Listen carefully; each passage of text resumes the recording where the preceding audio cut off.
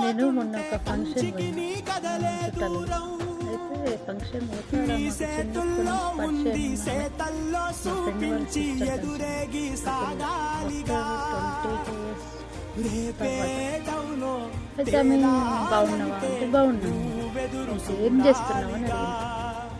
ఏం చేస్తుంటే house wife అని చెప్పింది. ఆమె ఏం చేస్తుందంటే టక్కన ఫోన్ తీసి చూపిస్తుంది. నంబర్ తీసుకుంటుందేమో నేను అనుకున్నాను. చూపించేసరికి అంటే ఫోన్లో ఏముంటాయి అలా స్టేటస్ చూపిస్తుంది. ఎట్లా అంటే మాకు షాపులు ఉన్నాయి, మాకు సూపర్ మార్కెట్లు ఉన్నాయి, మాకు అవి ఉన్నాయి, మాకు ఇవి ఉన్నాయి అనుకుంటా ఫోన్లో ఫోటోలు చూపిస్తుంది. ఇది నేనేం చేసుకోవాలా? పిల్లలు ఉన్నారని ఇంకా కాలేదు. నీకెంతమంది పిల్లలు? నాకు ఇద్దరని చెప్పింది. సరే నువ్వేం చేస్తున్నావు? నేను హౌస్ వైఫ్ అని. అసలు నా గురించి అడగలేదు, బట్ హౌస్ వైఫ్ రొటీన్ ఉంటుంది కదా, హౌస్ వైఫ్ అని చెప్పిన. మీ వారేం చూస్తున్నాను అడగాలి, ఏం అడగాలి? ఆమె స్టేటస్ చూపించింది. మా సూపర్ మార్కెట్ చూడి ఎంత పెద్దగా ఉంది, మా స్టేటస్ ఇట్లుంది, మా లెవెల్ ఇట్లుంది అని చెప్తుంది. ఏమి నేను అడిగినా ఏం చేస్తున్నావు అని మాత్రమే అడిగిన. అంటే నాకు ఇంత హోదా ఉందని అంటుంది అంతే.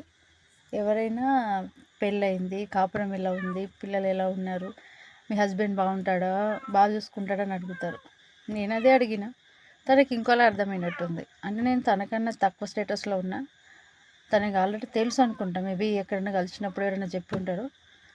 అందువల్ల తన స్టేటస్ చూపించి డైరెక్ట్ ఫోన్లో నేను పర్సన్ అయిపోయినా. నా నంబర్ తీసుకున్నాక ఇంకా మాట్లాడుతుందేమో అని ప్రేమలు, అప్పటి ప్రేమలు ఉంటాయి కదా, అట్లా మాట్లాడుతుందేమో అనుకున్నా. తీరా చూసిందాకంటే అమ్మో ఇంకా వీళ్ళకి డబ్బు పిచ్చి పోయినట్టుంది. ఉన్నోళ్ళకి డబ్బు పిచ్చి ఉంటుంది, ఇంకా రూపాయి సంపాదించాలని ఉంటుంది. లేని వాళ్ళకి ఏముంటుంది, మనశ్శాంతి ఉంటుంది అనుకున్నా. నాకు మనశ్శాంతి ఉంది, డబ్బు లేకపోయినా పర్లేదు. అక్కడ మనశ్శాంతి లేదు, డబ్బు చాలా ఉంది. నాకు వాళ్ళకి తేడా అదే. అందుకే అంటున్నా, స్టేటస్ ఉన్న వాళ్ళతో దోస్తాను చేయడం కన్నా మంచి మనసు ఉన్న వాళ్ళతో దోస్తాను చేయడం చాలా మంచిది అనిపించింది.